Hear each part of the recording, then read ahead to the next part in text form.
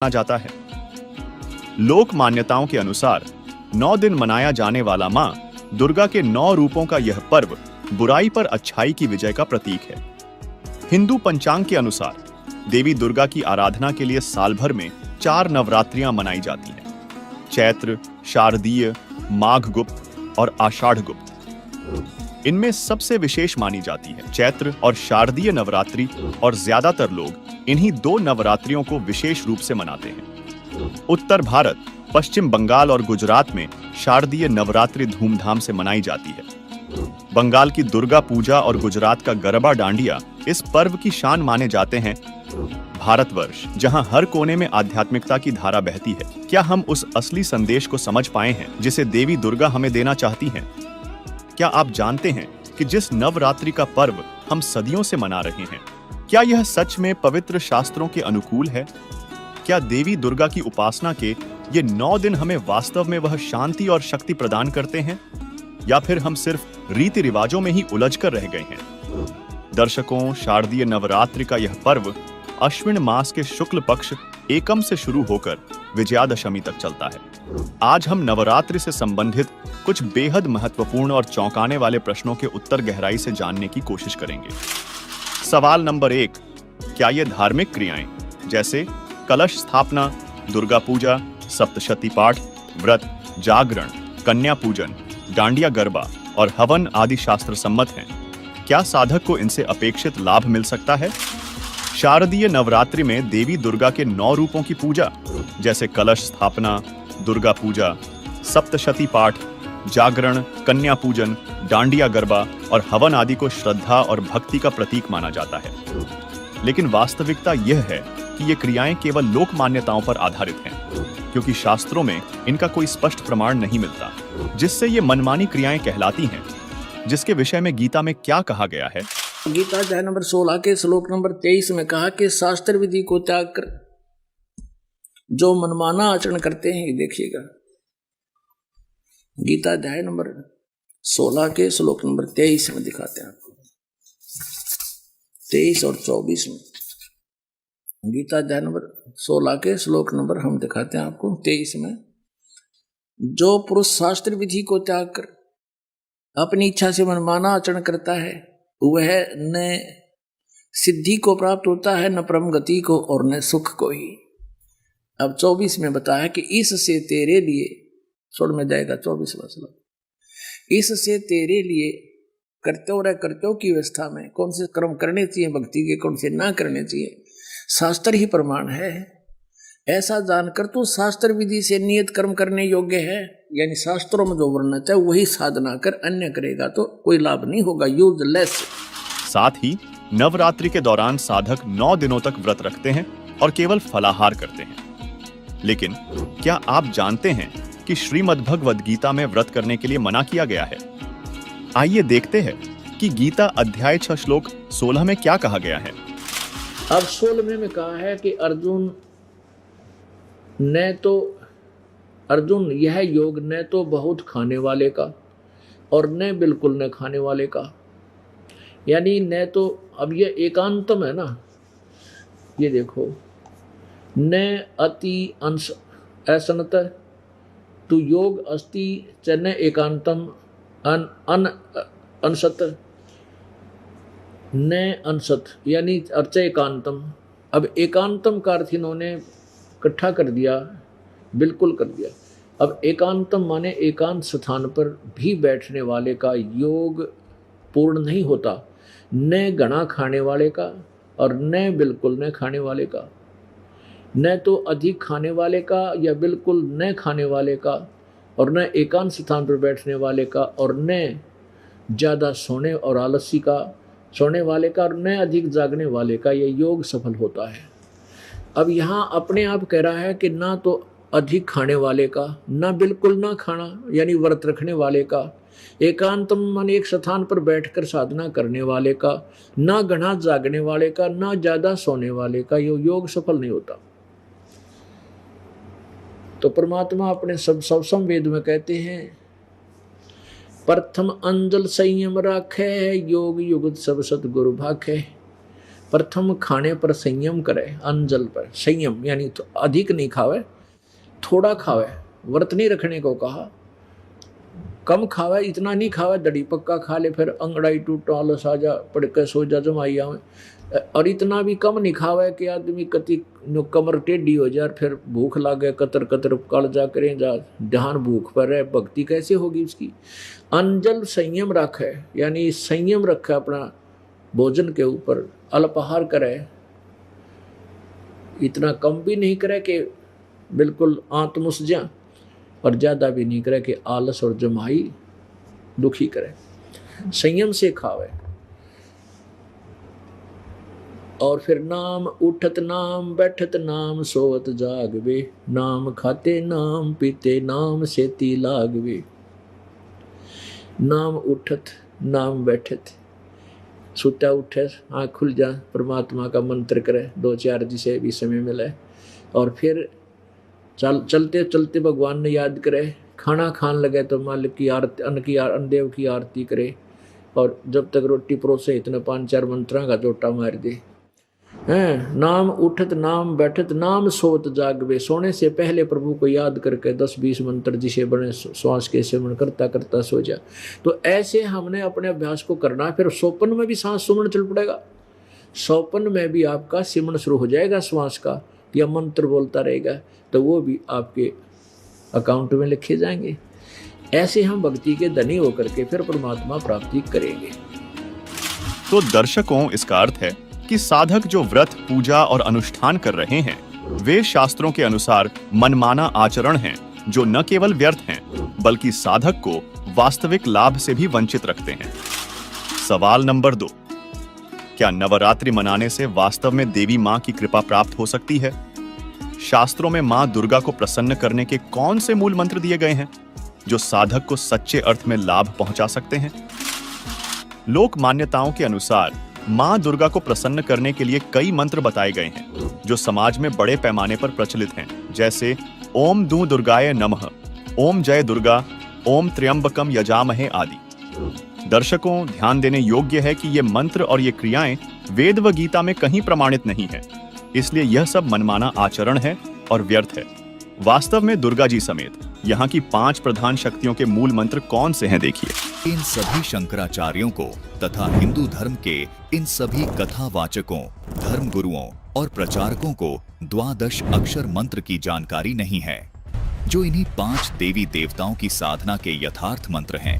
सभी शंकराचार्य तथा हिंदू धर्म के ये सभी कथावाचक, धर्म गुरु और प्रचारक इन देवी देवताओं का मूल मंत्र इस 12 अक्षर ओम नमो भगवते वासुदेवाय को माने बैठे हैं और इसी मंत्र का जाप करके मोक्ष की आस लगाए बैठे हैं। यदि सभी शंकराचार्यों तथा हिंदू धर्म के इन प्रचारकों की बात को सत्य माना जाए, तो ये मंत्र 5 देवताओं की भक्ति अर्थात साधना का नहीं हो सकता, क्योंकि ये मंत्र तो केवल वासुदेव के लिए है, जिसे सभी शंकराचार्य जी श्री कृष्ण अर्थात विष्णु जी के तौर पर मानते हैं, जबकि शंकराचार्य जी खुद ये स्वीकार कर रहे हैं कि हिंदू धर्म में मुख्य 5 देवी देवता हैं, जो काल ब्रह्म की सब व्यवस्थाओं को संभालते हैं, और यही पंच देवता इस लोक में सर्व सुविधाएं प्राप्त करवाते हैं। दर्शकों, इन पंचदेव साधना के यथार्थ 12 अक्षर मंत्र आपके सामने उजागर करने जा रहे हैं, जिनको वर्तमान में केवल और केवल तत्वदर्शी संत रामपाल जी महाराज ने ही दुनिया के सामने उजागर किया है। तो आइए देखते हैं मनु और शतरूपा जी इन 5 देवी देवताओं के कौन से 12 अक्षर मंत्रों का जाप करते थे। दर्शकों, मनु और शतरूपा जी सतयुग के आदि में पंचदेव के यथार्थ मंत्रों का जाप करते थे, जिन मंत्रों को संत रामपाल जी महाराज भी प्रथम दीक्षा के समय में अपने शिष्यों को देते हैं। इन 5 देवों के मंत्रों के 12 अक्षर मंत्र इस प्रकार हैं, जिनका जाप मनु और शतरूपा जी करते थे। ओम किलिम हरिम श्रीम सोहम। दर्शकों, इस प्रकार इन अक्षरों को जोड़कर देखा जाए तो कुल 12 अक्षर बनते हैं। दर्शकों, ये 12 अक्षर का एक मंत्र कहलाता है, और इस एक मंत्र को साधक को प्रतिदिन 108 बार करना होता है। यही वो 12 अक्षर मंत्र है। इनका जाप मनु और शतरूपा जी करते थे। ये आदि सनातनी पूजा के प्रथम चरण के मंत्र हैं। इन्हीं मंत्रों को संत रामपाल जी महाराज अपने शिष्यों को देते हैं। दर्शकों, आप सोच रहे होंगे ये जो ओम शब्द है इसको एक ही अक्षर क्यों गिना गया, जबकि सुनने व बोलने में एक प्रतीत नहीं हो रहा। इस शंका के निवारण के लिए हमें गीता जी अध्याय 8 के श्लोक 13 को देखना होगा, जिसकी संस्कृत में लिखा है कि ओम इति एकाक्षरम, जिसके अनुवाद में लिखा है कि ओम इस एक अक्षर रूप का अर्थात ब्रह्म के नाम का चिंतन करता हुआ। दर्शकों, गीता जी से ये स्पष्ट हो जाता है कि ओम को एक ही अक्षर गिना जाता है। इसी प्रकार यहाँ शिव पुराण में भी प्रमाण है कि वह प्रणव ओम नामक एक अक्षर हो गया। इसी प्रकार रामचरितमानस की इस चौपाई में भी अनुवादकर्ता ने ओम को एक अक्षर गिना है, तभी ये 12 अक्षर होते हैं। दर्शकों, इससे स्पष्ट है कि शास्त्रों के आधार पर ओम शब्द को एक अक्षर ही गिना जाता है। दर्शकों, किसी भी श्रद्धालु को ये शंका नहीं रहनी चाहिए कि ये अक्षर सही हैं या ये वाले अक्षर सही हैं। जैसा कि आप इसी रामचरितमानस की इस चौपाई में देख रहे हैं कि यहाँ अक्षर शब्द लिखा है, यहाँ ये अक्षर शब्द संत भाषा में लिखा गया है, जबकि इस अक्षर शब्द को अगर हम शुद्ध करके लिखेंगे तो ऐसे लिखेंगे। इसमें ना तो च शब्द है और न ही छ शब्द है, लेकिन ये दोनों ही शब्द अक्षर का बोध करवाते हैं। अनुवादकर्ता ने द्वादश अक्षर शब्द का अर्थ द्वादशाक्षर किया है, यानी अक्षर शब्द को अक्षर लिखा है, जो बिल्कुल ठीक है। इसी प्रकार इन मंत्रों को व्याकरण की दृष्टि से देखने में भिन्नता नजर आ रही है, लेकिन ये इन देवी देवताओं के मूल मंत्र होने का ही बोध करवाते हैं।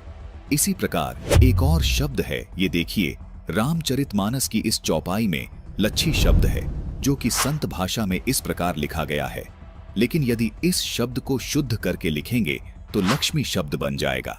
इसी प्रकार रामचरितमानस के इस दोहे में ओरु शब्द लिपिबद्ध है, जो कि संत भाषा के दृष्टिकोण से लिखा गया है, लेकिन अनुवादक ने इस शब्द का अनुवाद करते समय ओरु को और लिखा है। दर्शकों, दोनों शब्द समान अर्थ का बोध करवा रहे हैं। इसी प्रकार लच्छी को अनुवादक ने लक्ष्मी लिखा है, अर्थात लच्छी संत भाषा के दृष्टिकोण से लिखा गया है और लक्ष्मी व्याकरण की दृष्टिकोण से लिखा गया है, लेकिन दोनों शब्द श्री लक्ष्मी का बोध करवाते हैं। ठीक इसी तरह जैसे यहाँ ये किलियम शब्द और ये किलिम शब्द दोनों ही श्री गणेश जी के मूल मंत्र का बोध करवा रहे हैं। इसलिए सभी श्रद्धालुओं से निवेदन है कि आप ये देखकर भ्रमित न हो कि एक ही मंत्र अलग अलग तरह से क्यों लिखा अथवा बोला गया है। दर्शकों, ये आदि सनातनी पूजा के प्रथम चरण के 12 अक्षर मंत्र हैं। इन मंत्रों को केवल पूर्ण संत से लेकर ही जाप किया जाता है। तत्वदर्शी संत ही इन मंत्रों को जाप करने की विधि बताता है। आपको शंका हो सकती है कि इन मंत्रों का प्रमाण और किस ग्रंथ में है।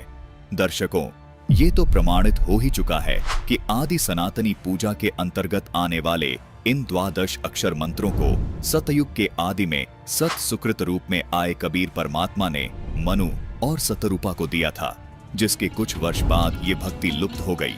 इसके विषय में गीता अध्याय 4 श्लोक 1 व 2 में कहा है कि मैंने इस अविनाशी भक्ति मार्ग को सूर्य से कहा था। सूर्य ने अपने पुत्र वैवस्वत मनु से कहा और मनु ने अपने पुत्र राजा इक्ष्वाकु से कहा। हे परंतप अर्जुन, इस प्रकार परंपरा से प्राप्त इस भक्ति मार्ग को राजर्षियों ने जाना, किंतु उसके बाद वह योग अर्थात भक्ति मार्ग बहुत समय से इस पृथ्वी लोक में समाप्त हो गया। दर्शकों, यही 12 अक्षर मंत्र कलयुग में आज से लगभग 600 वर्ष पहले कबीर परमात्मा ने इन 12 अक्षर मंत्रों का जाप अपने शिष्यों को दिया था, जिसका प्रमाण आपको कबीर शब्दावली के पेज 77 पर देखने को मिलेगा, जिसमें कबीर साहिब जी का एक शब्द है, कर नैनो दीदार महल में प्यारा है। कबीर साहिब जी ने अपने इस शब्द में इन 12 अक्षर मंत्रों को स्पष्ट लिखा है। वाणी है कि कर नैनो दीदार महल में प्यारा है। फिर आगे लिखा है, मूल कमल दल चतुर बखानो, किलिम जाप लाल रंग मानो, देव गणेश तहां रोपा थानो, रिद्धि सिद्धि चवर ढुलारा है, स्वाद चक्र शट दल बिस्तारो, ब्रह्मा सावित्री रूप निहारो, उलट नागिनी का सिर मारो, तहां शब्द ओंकारा है, नाभि अष्ट कमल दल साझा, सेत सिंहासन विष्णु विराजा, हरिम जाप तासु मुख गाजा, लक्ष्मी शिव आधारा है, 12 कमल हृदय के माही, जग गौरी शिव ध्यान लगाई, सोहम शब्द तहां धुन छाई, गण करे जय जयकारा है, षोडश दल कमल कंठ के माही, तेहि मध्य बसे अविद्या बाई, हरिहर ब्रह्मा चवर ढुराई, जहां श्रीम नाम उच्चारा है। दर्शकों, कबीर साहिब जी के इस शब्द में वो 12 अक्षर मंत्र स्पष्ट लिखे हैं जो सृष्टि के आदि में मनु और सतरूपा जी करते थे। यहाँ संत भाषा में शब्दों को अलग तरह से लिखा गया है। दर्शकों, संतों ने अपनी स्थानीय भाषा को मध्य नजर रखते हुए संत भाषा में इन 12 अक्षर मंत्रों को इस तरह लिखा है। व्याकरण की दृष्टि से इन 12 अक्षर मंत्रों को इस तरह लिखा जाता है, लेकिन ये सभी शब्द इन्हीं 12 अक्षरों का बोध करवा रहे हैं।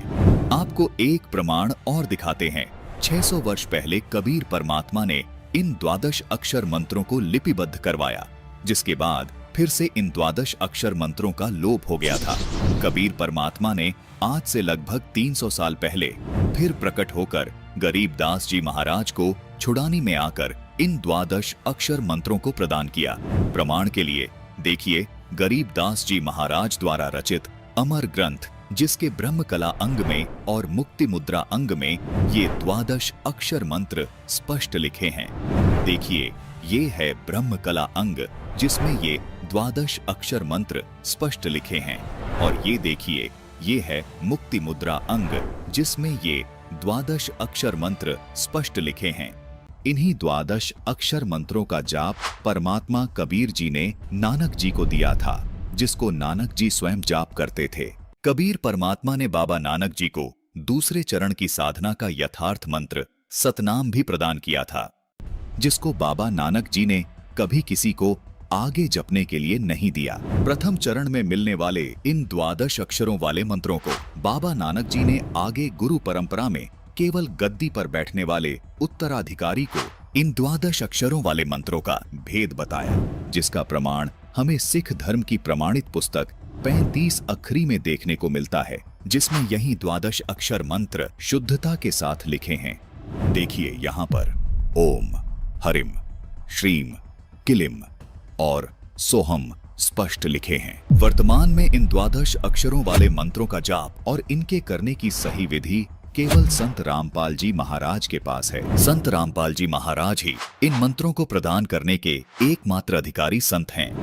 यदि कोई श्रद्धालु इन मंत्रों का जाप स्वतः ही करने लग जाए तो उससे कोई लाभ नहीं मिल सकता। दर्शकों, जिस प्रकार कोई व्यक्ति यदि किसी असली पासपोर्ट की फोटो देखकर खुद से पासपोर्ट बनाने लग जाए या किसी अनधिकारी से हस्ताक्षर करवा के पासपोर्ट प्राप्त करने की कोशिश करे, तो ये उसका व्यर्थ प्रयत्न होगा, जो कि उसके लिए बहुत हानिकारक होगा। इसी प्रकार परमात्मा प्राप्ति के इन मंत्रों का जाप केवल अधिकारी संत से ही प्राप्त कर सकते हैं, जो कि वर्तमान समय में इन मंत्रों को देने के अधिकारी केवल संत रामपाल जी महाराज ही हैं। इन्हीं 12 अक्षर वाले मंत्रों का जाप संत रामपाल जी महाराज प्रथम चरण की दीक्षा में अपने शिष्यों को सन 1994 से दे रहे हैं। दर्शकों, ये 12 अक्षर मंत्र पंचदेव साधना के यथार्थ मंत्र हैं, जबकि ये तमाम धर्म गुरु ओम नमो भगवते वासुदेवाय को 12 अक्षर मंत्र बताकर आपको भ्रमित कर रहे हैं और खुद भी भ्रमित हैं।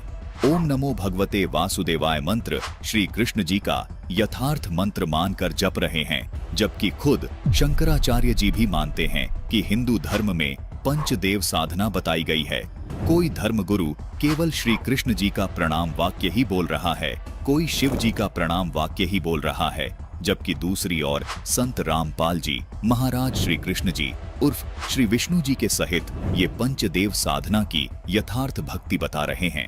इन धर्म गुरुओं ने जीवन भर आपसे ओम नमो भगवते वासुदेवाय, ओम नमः शिवाय आदि प्रणाम वाक्य जपवाए हैं, लेकिन श्रद्धालुओं को कोई लाभ नहीं मिला। इसका कारण है कि ये यथार्थ मंत्र हैं ही नहीं। आपकी पुकार इन देवी देवताओं तक पहुंच ही नहीं रही। सवाल नंबर 3, क्या नवरात्रि पूजा वास्तव में साधक के प्रारब्ध कर्मों में बदलाव ला सकती है या यह मात्र एक परंपरा है? साथ ही क्या नवरात्रि के अनुष्ठान भविष्य में आने वाले संकटों का निवारण कर सकते हैं? नवरात्रि के अनुष्ठान जैसे व्रत, पूजा और अन्य क्रियाएं साधकों की आस्था से जुड़ी होती हैं। हालांकि शास्त्रों में स्पष्ट रूप से यह नहीं कहा गया है कि इन पूजा पाठों से प्रारब्ध कर्मों में परिवर्तन हो सकता है। इसीलिए नवरात्रि पूजा की बाहरी गतिविधियों के बजाय साधक को अपनी आस्था को सही दिशा में लगाने और शास्त्रों के अनुसार सच्ची भक्ति का मार्ग अपनाने की आवश्यकता है। इससे न केवल मनोकामनाएं पूरी हो सकती हैं, बल्कि आत्मिक उन्नति के साथ साथ पूर्ण मोक्ष की प्राप्ति भी संभव है। हिंदू धर्म में तथाकथित धर्मगुरु और देवी दुर्गा के भक्तों का मानना है कि उनकी भक्ति से प्रारब्ध के कर्म कट सकते हैं। लेकिन क्या देवी जी इतनी समर्थ हैं? वास्तव में सच यह है कि देवी दुर्गा और अन्य देवी देवता प्रारब्ध के कर्मों को मिटाने या भविष्य के संकटों को टालने में असमर्थ हैं। आपको ये वो अनमोल ग्रंथ, वो अनमोल खजाना प्राप्त हुआ जो हमारे ही घरों में दबा हुआ था, और उस खजाने को ना मिलने से हम मजदूर बने फिरे थे, भिखारी बने फिरे थे। किधर हनुमान जी का आगा हाथ जोड़े थे, दिए बाबा छोरा दे दे, कोठी दे दे। हर वो हनुमान और आप पर लंगोट मांडा करते, हमने कह देंगे बता। अब कहने का भाव ये है दास का कि हम उनसे मांगते फिर रहे थे जो कुछ दे नहीं सकते। ब्रह्मा विष्णु महेश आपको क्या दे सकते हैं? आपकी जन्म मृत्यु ये नहीं समाप्त कर सकते, आपके संस्कार में कोई परिवर्तन ये नहीं कर सकते, ये अपनों में नहीं कर सके। जैसे विष्णु जी को श्राप दिया था नारद जी ने, अब यहाँ काल ने सबकी गांठ बांध रखी है। पहले तो श्रृंगार दे है, इनको प्रेरणा देता है, भाई भक्ति करनी चाहिए। क्यों? ज्ञान तो ऐसा है परमात्मा के लिए, आत्मा विभोर हो जाती है, तड़प उठती है, चाहे राज त्यागना पड़ो, चाहे शीश देना पड़ो, क्योंकि उसके बिना इसका पेटा भरा को नहीं, इसको संतुष्टि हो ही नहीं सकती वो मालिक मिले बिना। कितना सुख हो, जब उसको ज्ञान होगा तो एकदम अंगड़ाई लेती है आत्मा। वस्तु तो वो है जिस वस्तु को राजाओं ने भी चाहा, तो कितना अनमोल वस्तु है, और हम राज चाह रहे हैं। कितनी बुद्धि भ्रष्ट हो रही है हमारी, बिना ज्ञान के डरे ढो रहे हैं। अब नारद जी ने पता लगा, ज्ञान हुआ तो जंगल में जा बैठा। अब उसने ये सोचा, क्योंकि इन ऋषियों की बुद्धि काल के हाथ में थी, इन पर डले डुबाव था। अब जैसे ये बच्चे ज्ञान सुनते थे नारद और ऋषियों से, दक्ष आदि से, तो वो क्या बताते थे, भाई परमात्मा की भक्ति बिना गुजारा नहीं, भक्ति करनी चाहिए, ये है। और फिर ये कहते थे, भाई ये विकार इसमें बहुत बड़े बाधक हैं, ये भक्ति नहीं करने देते। तो नारद जी ने सोचा पहले इन विकारा ने ठीक करूं। जंगल में जा बैठा, निराहार रह गया, कभी थोड़ा बहुत खा लिया, और 10-12 वर्ष खूब अपनी साधना की। तो उसने आप पे फैसला कर दिया, और कौन सी यूनिवर्सिटी थी इनका टेस्ट हुआ करता, आप पे ने बोला कि अब मैंने जीत ली सब इंद्रियों को, अब मैं बिल्कुल वासनाओं से रहित हो चुका। अब वो आ गया अपने पिता ब्रह्मा जी के पास। नारद जी ने कहा, पिताजी अब मैंने अपने विकारों पर काबू पा लिया है, मैंने जीत ली है ये माया, अब मैं भगत बनूंगा। ब्रह्मा जी को तो पता था कि यहाँ पर बुरा हाल है जीव का, और जब जवान बेटा इसको मैं कह दूंगा कि भाई ये तू गलत सोच रहा है, तो मन मान ये गुस्सा हो जाए, और गुस्सा होने से इनके पास काल ने ऐसा जुल्म कर रखा है, इनको विषैले सर्प बना देता है। ब्रह्मा को डर था, जैतने इसकी अब जो सतिथि में यू खड़ा है और एक शब्द भी नो कह दिया कि तू गलत कह रहा है तो मुझे श्राप दे दे मनमान ने। यानी इनके पास ये श्राप शक्ति भर देता है काल सिद्धि से, ये इनकी हठ योग से सिद्धि आती है। ब्रह्मा जी चुप रहा, ने बोला बेटा बड़ी अच्छी बात है, लेकिन इस तरह की बातें बताया नहीं करते। अब वो कह तनु था, वो कितने कह देगा विष्णु जी या जी किसी के पास, फिर वो इसकी देही तोड़ेंगे, यानी इसकी वीरान मट्टी कर देंगे। उसने कहा बेटा ठीक है, तू ऐसा करना, कहीं जिक्र ना करना। अक नहीं जी क्यों ना करो, मैंने तो विजय पा ली है, ढोल के डंके से कहूँगा। ब्रह्मा जी ने कहा फिर तू विष्णु जी के सामने मत कहना। अक अच्छा जी, अब वहाँ तो कह दिया अच्छा जी पहुँचा, बालक की ये वृत्ति हो है, किसी को नू कह देना कि इस बक्से ना खोलिए, माँ बाप के जाते पहले उस सन खोल लगा। यह एक ऐसी वृत्ति हो उस बालक में, जिज्ञासा बढ़ जाती है। तो सीधा विष्णु जी के लोक में गया नारद जी। अब भगवान विष्णु ने कहा आओ महात्मा आओ बैठो। कैसे आए बच्चा? अब जी मैं साधना करके आया हूँ। कहा मुझे पता चला था भक्ति करने गए हुए। हाँ जी, और बहुत अच्छा। आपने क्या उपलब्धि की? कि सब विकारों को, सब वासनाओं को, माया को मैंने जीत लिया है, अब मैं मार नहीं खाऊंगा। अब विष्णु जी ने कहा भी ठीक है, बड़ी अच्छी बात बेटा, साधु संत का प्रथम कर्तव्य तो यही होता है, इसमें विकारों पर विजय पाओ। अब जब तो नारद जी तो कह कहा गया, रिमोट काल के हाथ में विष्णु रखा। फिर पाछे तक काल ने प्रेरणा कर दी। उसको इस चिंता बनी रहती है कि अगर ये ब्रह्मचारी पद में पहुंचने लगे सारी, और बाले बच्चे कौन पैदा करेगा, मैं खाऊंगा कि? तो इसने विष्णु में बर्दी फूक कि इसको तो अभिमान हो गया, चल इसको अभी ठीक करता हूँ। विष्णु जी ने काल प्रेरणा से एक मायावी नगरी रच दी अपनी सिद्धि तय। 16 कला के भगवान है ये। और वहां पर एक राजा का स्वयंवर रच दिया, राजा की लड़की का स्वयंवर। दूर दूर से देश के नौजवान बच्चे आए हुए थे शादी करने के लिए। स्वयंवर का अर्थ होता था कि लड़की स्वयं अपना पति चुना करती थी अपने पसंद का। माँ बाप के सिर से उलाहना उठ जाता था कि ऐसा ढूंढा, वो खत्म हो जाती थी इस तरह की समस्या। अब नारद जी उसी नगरी से गुजरा। अरबिया के गीत बहुत बुंडे हो हैं, आम आदमी में प्रेरणा हो जाए। सारे श्रृंगार करके औरतें गाने गा रही हैं, बहुत सुंदर नगर सजा रखा है। नारद जी ने पूछा भी क्या हो रहा है? वहां बताया नागरिकों ने कि भाई यहाँ एक राजा की लड़की बहुत सुंदर है, अप्सरा आई है समझो, ऐसी है, और उसका विवाह हो रहा है। अब नारद जी का भी उठी अंगड़ाई। उसने सोचा रहे ब्याह भी करवा के देख लिया कि बूढ़ी बात से पिताजी ने करवा रखा, चाचा जी ने करवा रखा, छोटे चाचा जी ने करवा रखा, क्या फर्क पड़े है?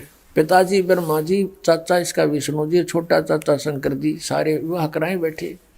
तो इस प्रेरणा से वो भूल भाल गया अपने उद्देश्य ने। फिर उसने सोचा यह लड़की मुझे पसंद कैसे करेगी, इतना लंबा चोटा कचकोल कटा रखा। तो उसने सोचा भाई तू भगवान से, विष्णु जी से उनका रूप मांग ले, बहुत सुंदर है भगवान। तो वो जाकर के एक बनी में बाहर अर्ज करी,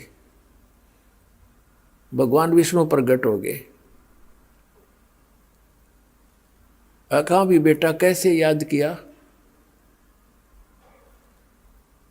कैसे याद किया मुझे? कि भगवान मैंने आज तक आपसे कुछ नहीं मांगा, और आज मैं आज कुछ मांगना चाहता हूँ। अग्ना वचनबद्ध हो गया। आज मुझे हरि रूप चाहिए, मैं विवाह कराऊंगा। हरि का अर्थ संस्कृत में बंदर भी होता है। विष्णु जी ने उसका बंदर का मुंह लगा दिया, विष्णु जी चले गए। अब नारद जी ने सोचा कि मैं सबसे हैंडसम हो गया ही, और वो आ गया स्वयंवर में। स्वयंवर में चेयर रखी हुई थी, सभी राजा महाराजा जो भी विवाह कराने के इच्छुक थे उस पर बैठ के विराजमान हो गए। अब नारद जी भी बैठ गया जच के कुर्सी पे। अब लड़की आई माला लेकर, वरमाला। अब जो ही वो नारद के पास आई तो कति सोच लिया था आते बनेगा काम। अब वो लड़की उससे आगे गुजर गई, आगे निकल गई। उसने सोचा लड़की का ध्यान नहीं पड़ा दिखे। अब वहाँ से उठ के खाली कुर्सी और थी, वहाँ जा बैठा, अकीब इधर से आओगी जब दिखूंगा। अब वो उसके पास से फिर आगे गुजर गई, थोड़ी सी पीछे हो केवल के अकुआ सकल उसको ढूंढर लागे गधे मार दे जो रखे। तो जब वो आगे चली गई तो बहुत सोचने लगा क्या बात होगी। उसके पास में एक बैठा था, ने बोला भगत अपनी शकल देख। वो शीशा दिखा, पानी दिखाया कटोरे में, अपनी शकल देख कर तू क्या हमने डर लगे न रहा, तू छोरी लड़की सोच के हमने डर लगे तेरे थे। जब उसने देखा तो असल अपने जल में सूरत, वो तेरा गजब हो। इतने में क्या हुआ कि विष्णु जी आ गए, खाली चेयर पर बैठ गए। उस लड़की ने विष्णु जी का वरमाला डाल दी। अब नारद जी की तो 100 पे सुई गई, एकदम क्रोधित हो गया, 100 गाली सुना दी विष्णु के तू छलिया है, छल कपटी है, तू किसी को सुखी देख कर नहीं प्रसन्न होता, तो किसी को बसता देख कर खुश नहीं है, और श्राप दे दिया कि तूने जो मुझे बंदर का मुंह लगा है और तू सारी उम्र अपनी पत्नी की, आज मैं एक औरत के वियोग में दुखी हूं, तू सारी उम्र सारा जीवन एक अपनी औरत के वियोग में गुजारेगा, व्यतीत करेगा। अपने आत्माओं, नारद जी पहले तो सिंगर का गया था मैं विषय विकारों पर काबू पाऊंगा, और फिर उन विषय विकारों का आगे घुटने टेक दिए, नतमस्तक हो गया, ब्याह करवाऊंगा, और फिर विष्णु जी को श्राप दे दिया। वो विष्णु जी उस श्राप को आप नहीं समाप्त कर सके, भोगना पड़ा नारद जी के श्राप। ये 3 ताप होते हैं, इन 3 तापों में से किसी एक ये भी है कि कोई श्राप दे दे, कोई जंतर मंतर कर दे, कोई गाल दे, कोई अन्य प्रेत आत्माओं को किसी में डाल दे, तो उनको भी ये भगवान 3 ताप का नाश भी नहीं कर सकते। और कबीर परमेश्वर है, वो 3 ताप का नाश भी कर सकता है। आपके ऊपर कोई व्याधा किसी प्रकार की उसको पूर्ण रूपेण समाप्त कर सकता है।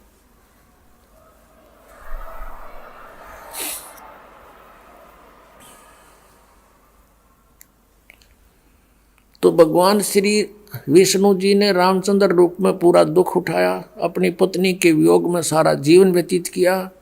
विवाह होते ही वनवास हुआ, वनवास में 2 वर्ष के बाद ही सीता का अपहरण हुआ। 12 वर्ष वो रही वहाँ रावण के बाग में, युद्ध करके मार मूर के रावण को वापस लाए।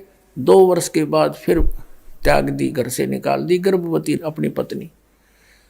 अब पत्नी वाल्मीकि के आश्रम में और पति अयोध्या का राजा, जिसका परिवार कहीं हो और वो राजा कितना ही अच्छा लगता हो, उसका जीवन नरक तुल्य होता है। अंत में भी नहीं मिल पाए दोनों के दोनों। सीता समा गई पृथ्वी में और श्री राम अर्थात विष्णु जी ने सरयू नदी में जल समाधि ली, उसमें छलांग लगा के जीवन अंत किया। फिर श्री राम रूप में बाली को मारा था श्री विष्णु जी ने, यानी रामचंद्र जी ने सुग्रीव के भाई को, उसका भी बदला देना पड़ा। श्री कृष्ण रूप में आए वही। और एक शिकारी जो बाली वाली आत्मा थी, वो शिकारी बना हुआ था, विषाक्त जहर से युक्त उसका तीर था, वो श्री कृष्ण के पैर में मार के उनका वध किया, अपना टिट फॉर टैट लिया। तो यहाँ परमात्मा कहते हैं, कबीर जी तुम कौन राम का जपते जापम और ताते कटे ना ये 3 तापम। वही गीता अध्याय 8 श्लोक 16 में स्पष्ट लिखा है कि ब्रह्मलोक से लेकर सब लोक बारंबार उत्पत्ति नाश वाले हैं, परंतु हे कुंती पुत्र, जो यह नहीं जानते वे मुझे प्राप्त होकर भी फिर जन्मते हैं। यानी ब्रह्मलोक तक जितने लोक जैसे स्वर्ग, पृथ्वी, पाताल, ब्रह्मा का लोक, विष्णु लोक, शिव लोक, दुर्गा का लोक, ब्रह्मलोक आदि तथा इनमें निवास करने वाले देवी देवता आदि हैं, वे सभी जन्म मृत्यु के चक्र से बंधे हैं। तो जब ये स्वयं अपने प्रारब्ध कर्मों को नहीं बदल सकते, तो अपने भक्तों का कैसे बदल देंगे? दर्शकों, इससे स्पष्ट है कि देवी दुर्गा जी और त्रिदेव ब्रह्मा, विष्णु और शिव अपने साधकों के प्रारब्ध कर्मों को न तो बदल सकते हैं और न ही आने वाले संकटों को दूर कर सकते हैं। सवाल नंबर 4, स्वयं देवी दुर्गा जी ने अपनी भक्ति को लेकर क्या कहा है? पूरा हिंदू समाज देवी दुर्गा की विभिन्न रूपों में पूजा करता है, लेकिन क्या आप जानते हैं, देवी महापुराण के 7वें स्कंध के अध्याय 36 पर स्पष्ट प्रमाण मिलता है कि श्री देवी जी स्वयं राजा हिमालय को अपनी पूजा करने से मना कर रही हैं। आइए इसका प्रमाण देखते हैं। अब देखिएगा, ये 7वां स्कंद 562 पृष्ठ पे, और ये संक्षिप्त देवी भागवत। देवी के द्वारा हिमालय को ज्ञानो उपदेश और ब्रह्म स्वरूप का वर्णन। श्री देवी जी कहने लगी, पर्वतराज अब हम यहां से लेंगे, उस ब्रह्म का क्या स्वरूप है यह बतलाया जाता है, जो प्रकाश रूप सबके अत्यंत समीप में स्थित हृदय रूप गुहा में सतीत होने के कारण गुहाचर नाम से प्रसिद्ध है। महान पद अर्थात परम प्राप्य है। वह समस्त प्रजा के ज्ञान से परे है, किसी की बुद्धि में आने वाला नहीं है, यह तुम जानो। जो परम प्रकाश रूप है, जो सूक्ष्म से भी अत्यंत सूक्ष्म है, जिसमें संपूर्ण लोक और उन लोकों में निवास करने वाले प्राणी स्थित हैं, वही यह अक्षर ब्रह्म है। अब देखो दुर्गा को कितना ज्ञान है। ब्रह्म को अक्षर पुरुष बोल रही है, अक्षर पुरुष, पुरुष को चाहे ब्रह्म को, अक्षर ब्रह्म। और वही सबके प्राण है, वही सबकी वाणी है और वही सबके मन है। वह परम सत्य और अमृत अविनाशी तत्व है। सौम्य, उस वेदने योग लक्ष्य का तुम वेदन करो, मन लगाकर उसमें तन्मय हो जाओ। सौम्य, उपनिषद में कथित महान अस्त्र रूप धनुष लेकर उस पर उपासना द्वारा तीक्ष्ण किया हुआ बाण संधान करो और फिर भावानुगत चित्त के द्वारा उस बाण को खींचकर उस अक्षर रूप ब्रह्म को ही लक्ष्य बनाकर वेधन करो। अक्षर रूप ब्रह्म को ही। और मंत्र बता रही है फिर, ओम धनुष है प्रणव, ओम धनुष है, जीवात्मा बाण है, ब्रह्म को उसका लक्ष्य कहा जाता है। यानी जीवात्मा, जीव जो है ओम का जाप करे, ब्रह्म प्राप्ति उद्देश्य हो। उस एकमात्र परमात्मा को ही जाने, दूसरी सब बातों को छोड़ दे। यानी कोई साधना नहीं करनी, मेरी भी नहीं करनी, सब छोड़ दे। इससे ये सिद्ध है।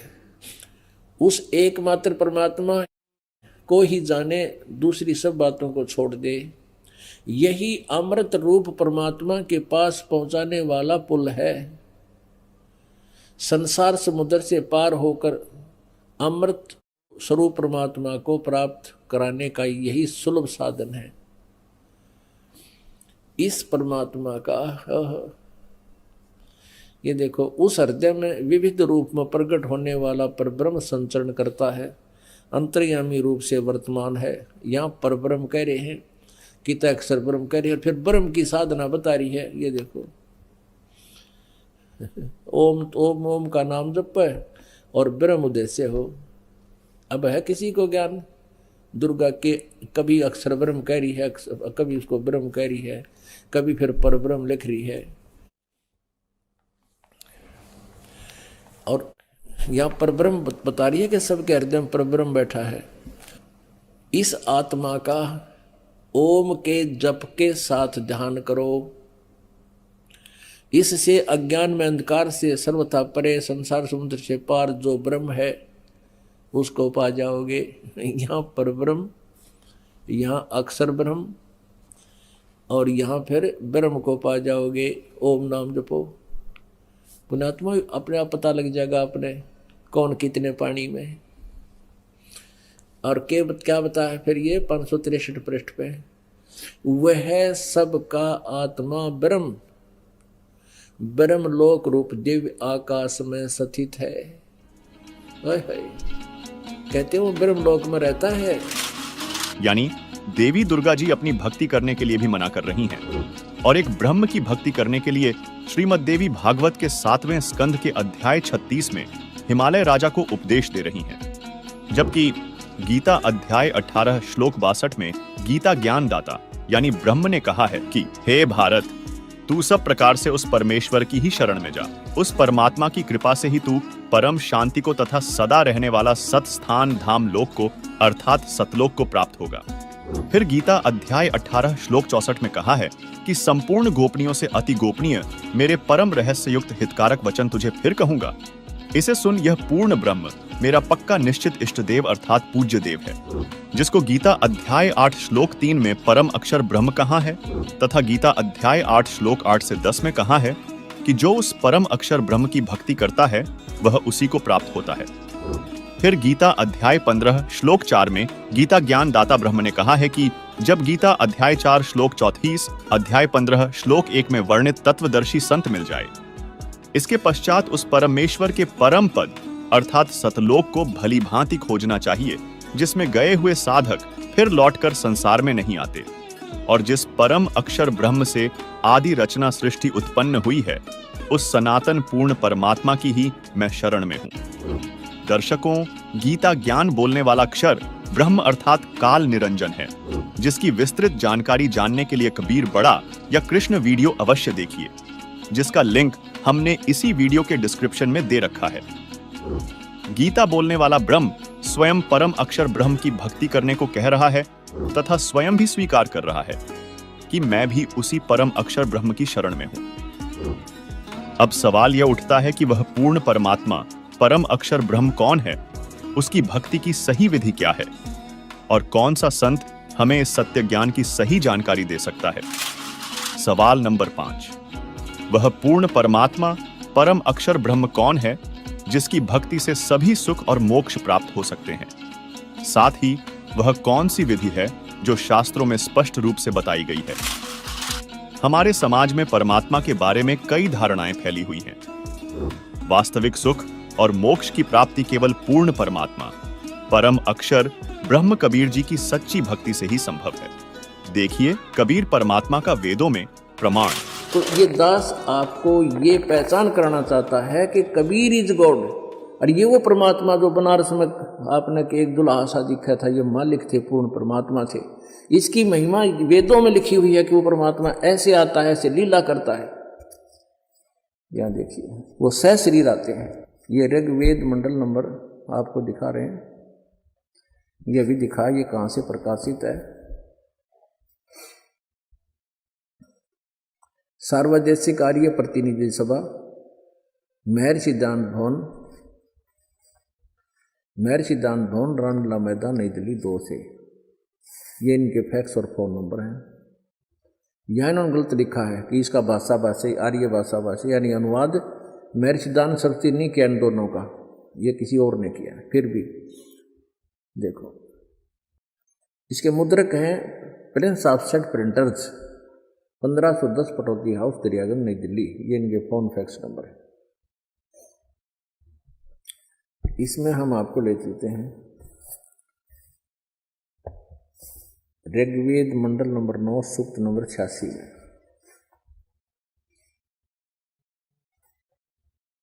और 26 मंत्र ये क्या बताता है कि यज्ञ करने वाले यजमानों के लिए परमात्मा, यज्ञ माने धार्मिक अनुष्ठान, शास्त्र अनुकूल करने वाले यजमान माने भक्तों के लिए परमात्मा, सब रास्तों को सुगम करता हुआ उनके विघ्नों का मर्दन करता है, उनके संकटों का नाश कर देता है और उनको पवित्र करता हुआ और अपने रूप को